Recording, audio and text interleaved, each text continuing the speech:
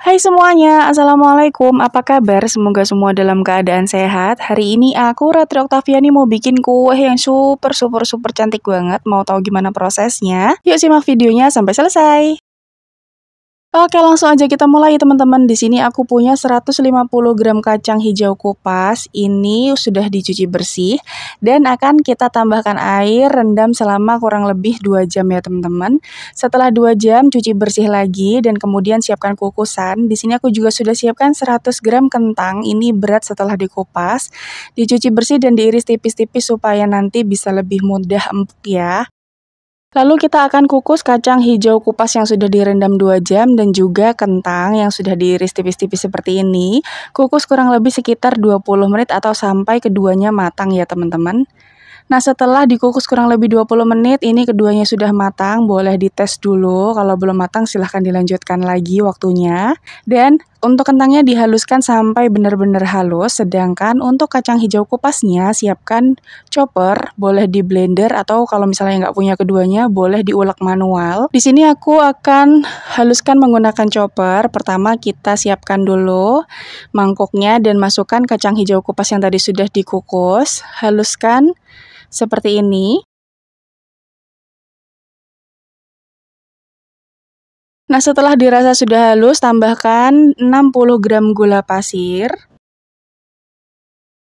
1 sendok makan susu bubuk, dan juga aku menambahkan garam supaya rasanya tambah balance ya. Ini aku pakai setengah sendok teh garam. Kemudian kita campur lagi supaya semua bahan menyatu dan tercampur hingga rata ya teman-teman.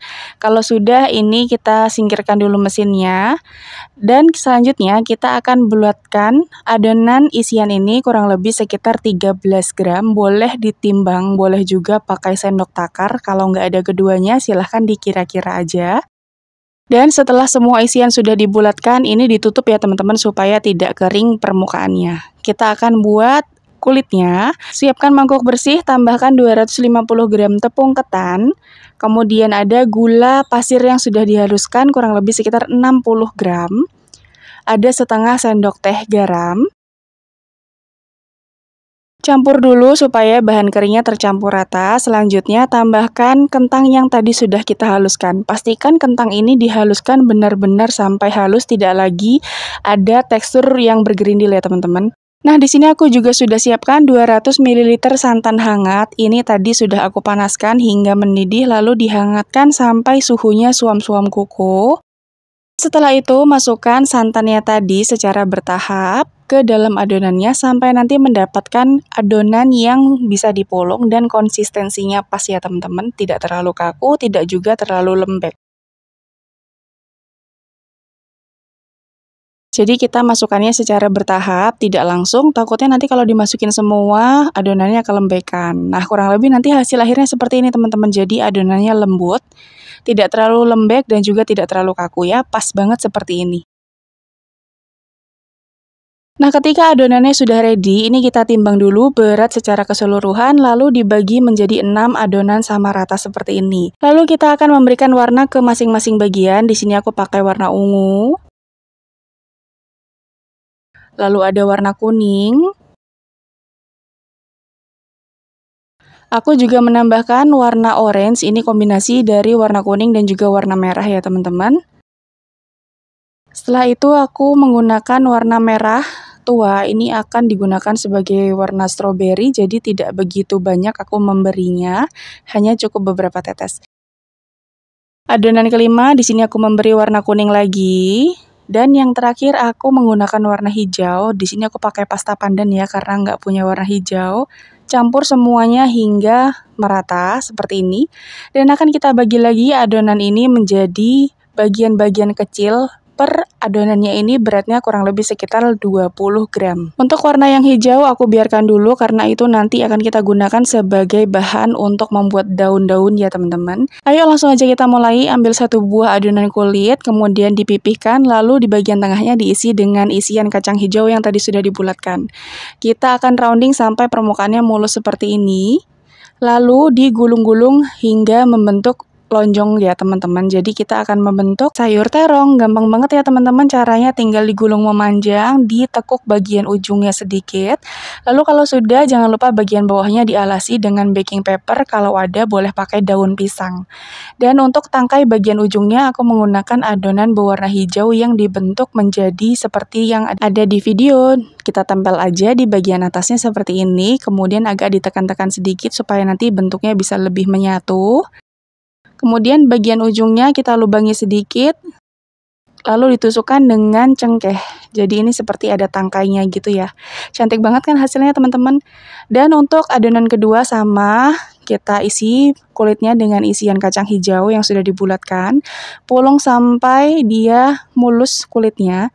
Kemudian kita akan membentuk adonan kedua ini seperti buah stroberi. Seperti ini teman-teman bentuknya. Dan untuk tangkai bagian ujungnya aku menggunakan adonan hijau, kita bentuk seperti bintang. Tinggal ditempel, dipipihkan supaya menyatu dengan adonannya. Setelah itu kita tusuk dengan cengkeh bagian tangkainya. Dan untuk motifnya di sini aku menggunakan tusukan sate bagian yang tumpul, ditekan-tekan agak dalam supaya nanti motifnya itu ketika dikukus masih tetap ada.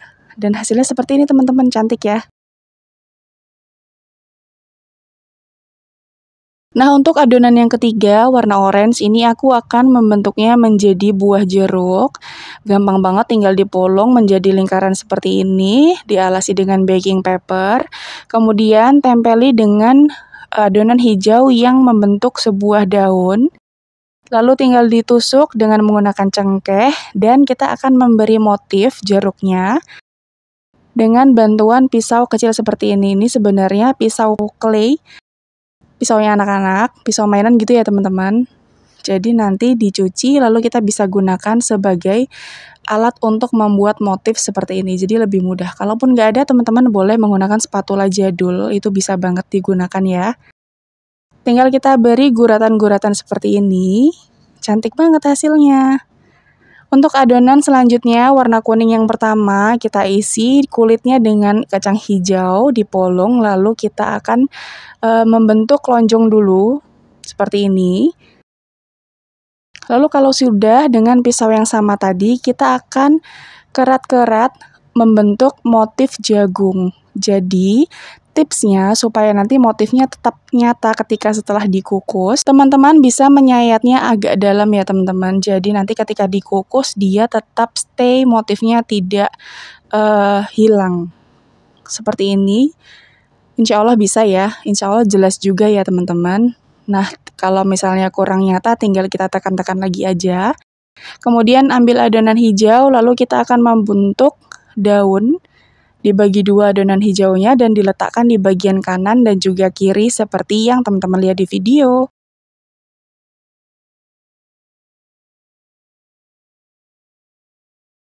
Agak ditekan sedikit bagian bawahnya supaya nanti dia melekat ya.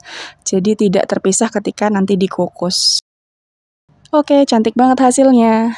Next, untuk adonan yang warna kuning lainnya, di sini aku akan membuat bentuk buah belimbing. Caranya gampang banget, tinggal kita bentuk lonjong, lalu untuk motifnya tinggal dicubit-cubit seperti ini. Bagian tengah, kanan, dan juga kiri ya teman-teman. Jadi gampang banget prosesnya, tinggal kita cubit-cubit aja. Tinggal butuh ketelatenan aja sih ini kalau menurut aku ya. Nah, semakin ditekan, motifnya nanti akan terlihat seperti nyata ya teman-teman. Untuk bagian tangkainya, lagi-lagi aku menggunakan cengkeh. Supaya nanti warnanya bisa lebih nyata, kita akan memberi gulatan warna hijau. Di sini aku menggunakan kuas, alat bantunya. Dan untuk warna hijaunya ini didapatkan dari pasta pandan yang dilarutkan dengan setetes air. Jadi airnya sedikit aja. Terus tinggal dioles-oles aja seperti ini. Hasilnya cantik banget, persis dan mirip dengan buah belimbingnya. Oke, ini dia hasilnya teman-teman. Ini sudah semua dibentuk, hasilnya banyak. Dan siapkan kukusan, lalu kita akan kukus dengan teknik buka tutup. Jadi kita akan kukus selama 15 menit. Kemudian 3 menit pertama, kita akan buka tutupnya. Supaya uap panas yang ada di dalam panci ini bisa keluar sehingga dia tidak membuat adonannya itu menjadi luber atau meleber gitu ya teman-teman. Nah ini 3 menit pertama kita tutup dan kukus lagi. 3 menit berikutnya kita buka lagi, uap panasnya agak berkurang. Lalu ditutup lagi, begitu seterusnya sampai 15 menit ya teman-teman. Itu adalah tips nanti bisa digunakan supaya adonannya ini tetap stay di bentuk yang kita buat, jadi tidak mengembang dan juga tidak luber gitu. Dan kalau misalnya kukusan yang teman-teman gunakan itu tutupnya datar, baiknya dilapisi dengan kain bersih supaya uap airnya itu tidak menetes langsung ke adonan ya teman-teman. Nah, setelah 15 menit dikukus, ini adonannya sudah matang. Kita buka tutup kukusan, lalu langsung aja kita olesi dengan minyak sayur dengan kuas seperti ini. Jadi, tujuan pengolesan minyak sayur ini supaya nanti permukaannya itu tetap lembab dan tidak kering ketika dia disajikan. Jadi kita oles merata sampai seluruh permukaannya ini benar-benar terkena olesan minyak ya. Oke, setelah selesai dikukus, langsung aja kita gunting baking paper atau misalnya kalau teman-teman pakai daun pisang, jadi nanti bagian alasnya dia tetap nempel ya teman-teman, cuman kita gunting pinggir-pinggirnya aja supaya lebih rapi. Dan udah deh jadi, ini dia hasilnya teman-teman, kue yang super cantik ini namanya banyak banget. Ada yang bilang ini namanya kuehku, moto kebo, atau kue tok, pokoknya ini tuh cantik deh pokoknya. Kalau teman-teman mengenal kue ini dengan sebutan apa namanya? Nah, sekarang kita lihat. Ini tuh cantik banget hasilnya, motifnya masih nyata banget, jadi dia benar-benar terlihat seperti buah asli ya teman-teman. Langsung aja kita cobain, bagian luarnya ini kenyal tapi tetap lembut, dan bagian dalamnya seperti yang teman-teman lihat, ini dia masih stay, tidak ambiar, kulitnya pun elastis teman-teman, enak banget deh pokoknya ini rasanya, manisnya juga pas, nggak yang lebay banget gitu. Begitu juga ketika teman-teman cobain motif-motif yang lain, itu rasanya tetap enak dan tetap kenyal. Pokoknya teman-teman wajib banget cobain ini di rumah, karena biasanya kue ini disajikan ketika acara-acara yang membawa hantaran, atau juga biasanya disajikan untuk isian snack box yang agak mewah ya teman-teman. Cantik banget kan kalau dikemas seperti ini. Oke teman-teman, sekian dulu video kali ini. Terima kasih ya udah nonton videoku sampai akhir. Selamat mencoba, semoga berhasil. Sampai jumpa di video selanjutnya. Wassalamualaikum, bye!